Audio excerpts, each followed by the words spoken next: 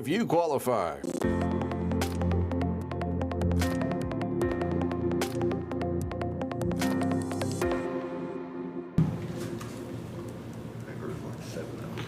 All right, we are live. All right. I'm calling to order the Planning Commission meeting Thursday, July 8th. Roll call. Don McBride. Here. Aaron Rooney. Here. Chris Bryant, absent. Joe Chappell. Present. Abe Gassenpour, absent, but we do have a quorum. All right. Do we have any public comments for items that are not on the agenda? And if not, we can wait till the agenda item comes up for public comment. Nothing besides what's on the agenda? All right. Item number 3 is approval of previous minutes from the June 10th, 2021 regular meeting. Yeah, Mr. Chair, at this point, we'll just continue that to August because, yeah, we only have one member that was here for that meeting, so we'll just put that on the August meeting agenda. All right, item number 4 is PC application number 21-008.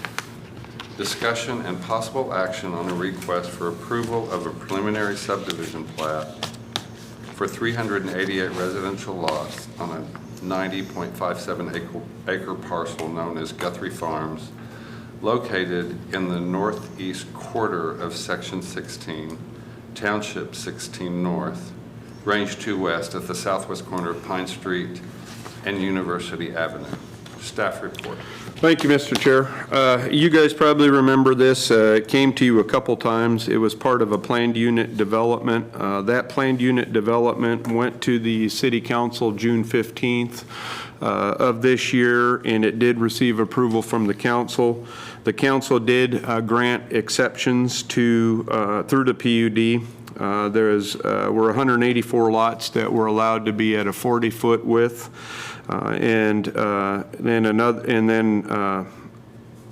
Roughly, I think 20-some lots or whatever between 44 and 45 lots, and the remaining were minimum lot size. Also, along with that, the minimum lot sizes were reduced for the 140 or 84 lots to 4,800, and then the other lots could go down as far as 5,280 square feet. And again, the remaining portion, which is about half of them, were at the minimum lot sizes as allowed by code. They also granted the lot coverage exception to 50%, the street rights-of-ways at 50%, or 50 feet, sorry, and perimeter utility easements 15 feet. So the plat before you is consistent with the approved planned unit development. All of the utilities with electric, gas, as well as our engineer have looked over the plat, and all of the issues that were there have already been taken care of. So the plat that's in front of you has been reviewed and essentially approved by everybody. So if it gets approval by you guys, it will move forward to the point where they'll start to prepare their improvement plans as well as their initial final plat. So with that, I'll leave it back to the commission if you have any questions. And the applicant is here. Any questions from commissioners or discussion? I don't know. I just wanted to say thank you for all the work that has gone on with this and trying to meet some of our expectations, and it really means a lot. We aren't trying to be hard on anybody. Just we want good things for our community the same way that y'all do, and we appreciate the investment. Appreciate it.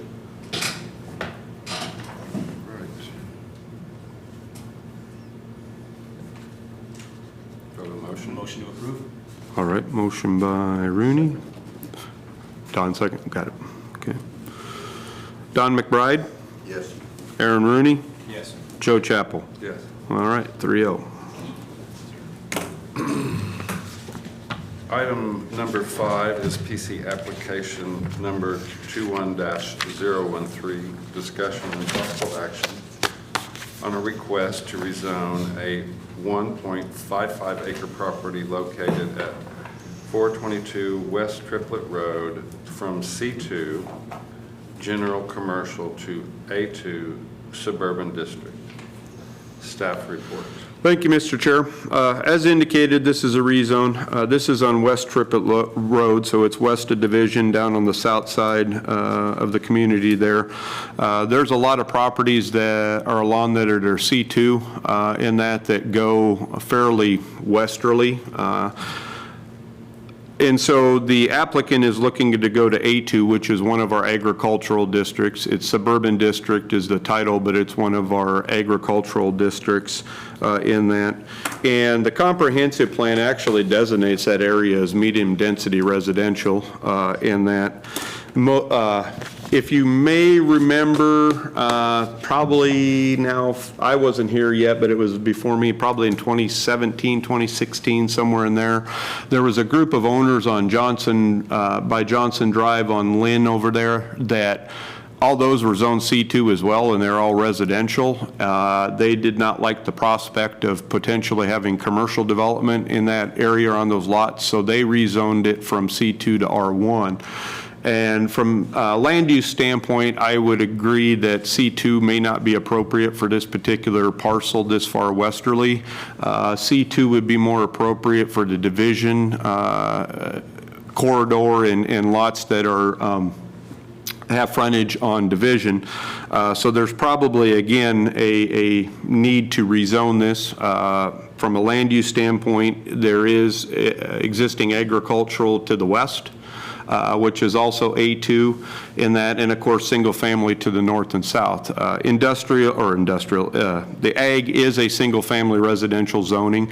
Obviously, the big difference is in ag, you can have more ag related uses than you would normally have in a single family area in that. So having said that, even A2 would be more consistent with the comprehensive plan than probably the existing C2. The applicant is here in that. But based on all the analysis, staff did recommend to approve the request from C2 to A2. So I'll take it back to the commission if you have any questions. And again, the applicant is here if you have any questions for them. Can we ask a question? Yes. If if you can go up to the podium and give your name and address. Podium. Yeah, thank you. And say your name and your Yeah, address. thank you. Okay, Peggy Gibson, I live at 508 West Trippett Road. Can we know the reason that they want to change the zoning, and how will that affect us? I will say the applicant's here so you can get more information from them. They had indicated to me that they wanted to have more ag-related uses on the property. That's why they wanted to go to ag. Again, they're here, they can answer that better than I. But how it would impact you, I mean, honestly, it's hard to say. It probably would have less of an impact on you being ag than C2, because C2 is a commercial zoning. So somebody could go on there Didn't and. know that either. Yeah, no, yeah, somebody Know when could. that happened. Right, you could have an automotive repair shop show up. You could have somebody put, a larger commercial development on there. Obviously, anything that's allowed in a C2 would be able to go on there. Ag does reduce the number of uses that you can have, and as I indicated before, it's a single-family based zoning, so they can only put one dwelling unit. But it does allow more ag uses, whether it's farming, animals, that type of thing, than otherwise a single-family or R1 would allow. If that helps. Okay. Yeah. Okay. You're welcome. Anyone else? Commissioners have any questions? I don't have any. All right. I'll make a motion, we approve it. Second. Motion and a second. All right. Don McBride, Yes. Aaron Rooney, Yes. Joe Chappell. Yes. All right. 3-0.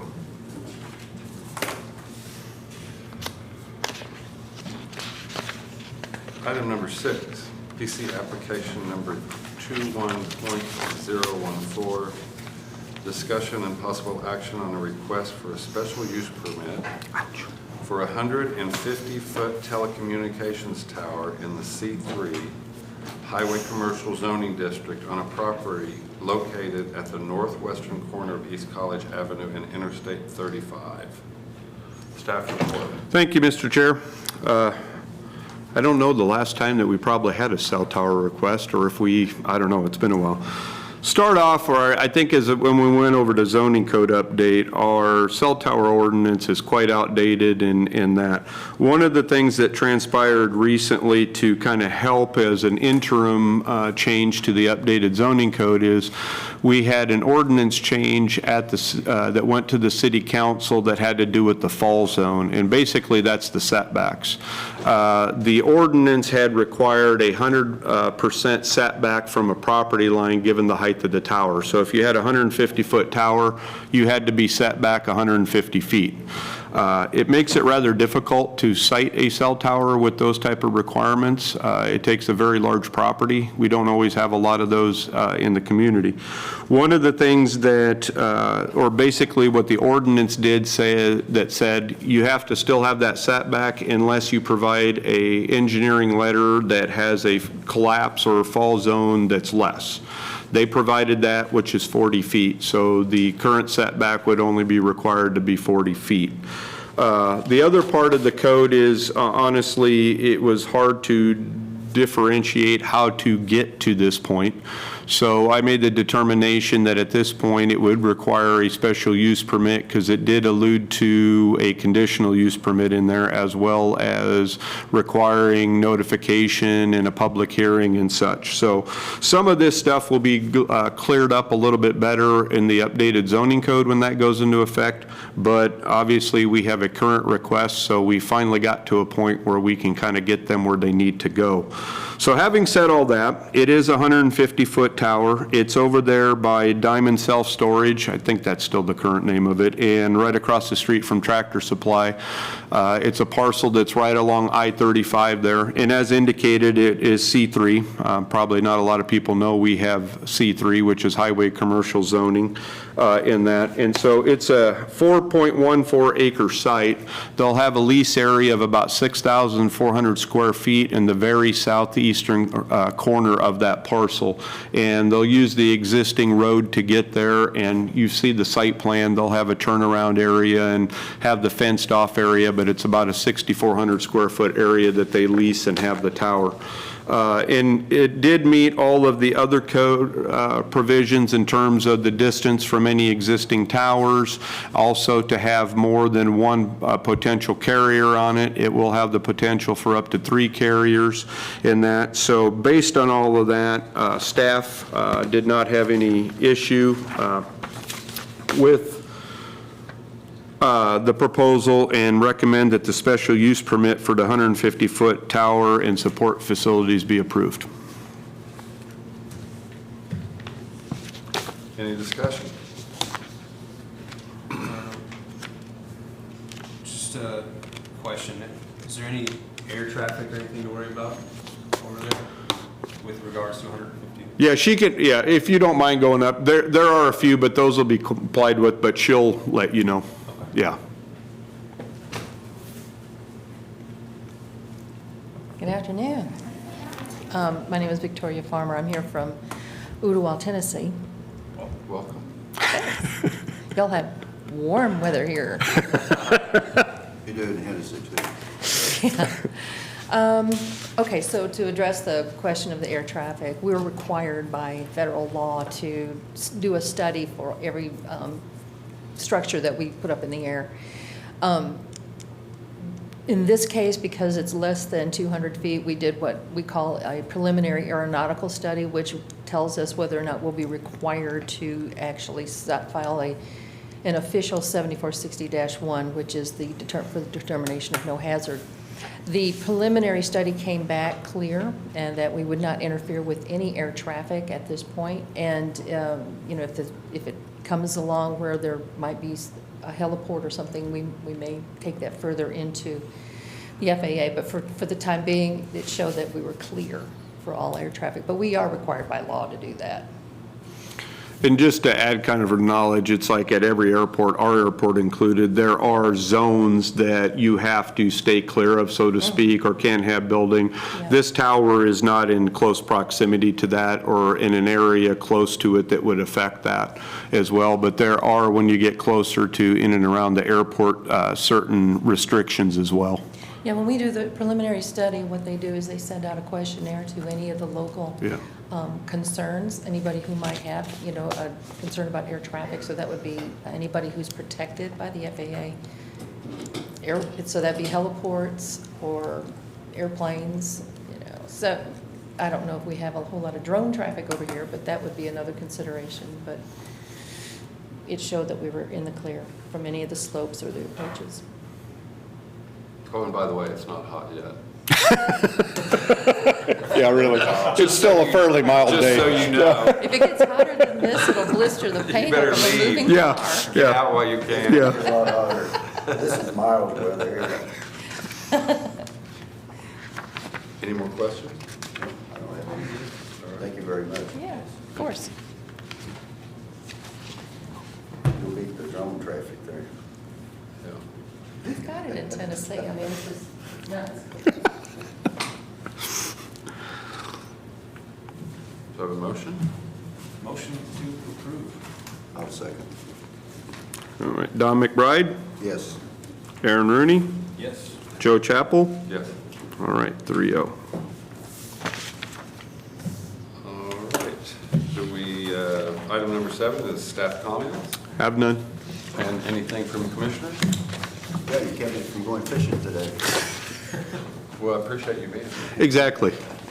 I appreciate you That's coming what then. caught me on the front end loader today. I couldn't have got out here if I wanted to. All right. And that being said,